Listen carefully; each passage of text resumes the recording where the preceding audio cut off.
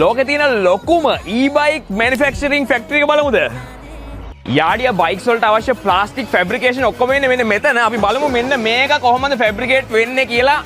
මෙන්න මේ විදිහට තමයි මේක ෆැබ්‍රිකේට් වෙලා බෙල්ට් එකක රන් වෙන්නේ. ඉතින් මේ ප්ලාස්ටික් කම්පොනන්ට්ස් ඔක්කොම සහ අනික් ඔක්කොම දේවල් ටික එන්නේ මෙතනට. ඉතින් අපි ඇතුලේ බෙල්ට් එකට ගිහිල්ලා බලමු මොනවද ඇතුලේ වෙන ප්‍රොඩක්ෂන් කියලා. ප්‍රොඩක්ෂන් ලයින් එක පටන් ගන්න මෙන්න මේ වගේ හැන්ඩල් එකකින් එහෙම නැත්නම් මඩ් ගාඩ් එකකින් වෙන්නත් පුළුවන්. ඒ හැන්ඩල් එකට මෙන්න මේ වගේ මීටර් එකක් ෆික්ස් කරලා ඒ වගේම අනික් ලයිට් කම්පොනන්ට්ස් ඔක්කොම හයි කරලා මෙන්න මේ වගේ ට්‍රොලි එකක මේ බෙල්ට් එකේ ටික ටික ඉස්සරහට යනවා. ඒ පාර්ට්ස් ටික ඔක්කොම උඩහින් මූව් වෙන එන ගමන් අපිට මෙතනින් තමයි ෆ්‍රේම් එකේ අදාළ වැඩ ටික සිද්ධ වෙන්නේ. ඉතින් ඒ ෆ්‍රේම් එකට වීල්ස්, ෆෝක්ස්, එතකොට ඒ වගේ අනික් කම්පොනන්ට්ස් ඔක්කොම ටික ටික මෙතනින් ඉස්සරහට හයිවේ එකන යනවා.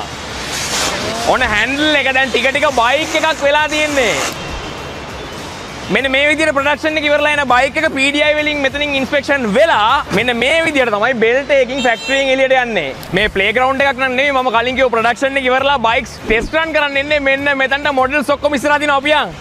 ඉතින් ඔන්න විදිහට තමයි යාඩියා බයික් මැනුෆැක්චර් කරන ගැන අපිට කතා කරන්න තියෙන. ඉතින් මේ හරි පොඩි දේවල් ටික කතා කරේ මොකද මෙතන තියෙන දේවල් ගැන දවස් ගාණක් වුණත් කතා කරන්න පුළුවන්. ඉතින් මේ වෙනකොට ඔයාලට යාඩියා ගැන මොකද හිතෙන්නේ කියලා පල්ලෙහා කමෙන්ට් සෙක්ෂන් එකේ දාන්න අමතක කරන්න එපා. ඉතින් මේ වගේ වීඩියෝස් ඉස්සරහට ගේනවා. ඒ අනිවාර්යෙන්ම channel එක subscribe කරන්න YouTube එකට ගිහලා ඒත් එකම මේ TikTok වීඩියෝ එකත් follow කරන්න අමතක කරන්න එපා. like කරන්න අමතක කරන්න එපා. ඉතින් එහෙනම් වීඩියෝ එක හොඳ නම් like කරලා share කරන්න ඊළඟ වීඩියෝ එකකින් ඉක්මනට හම්බෙමු.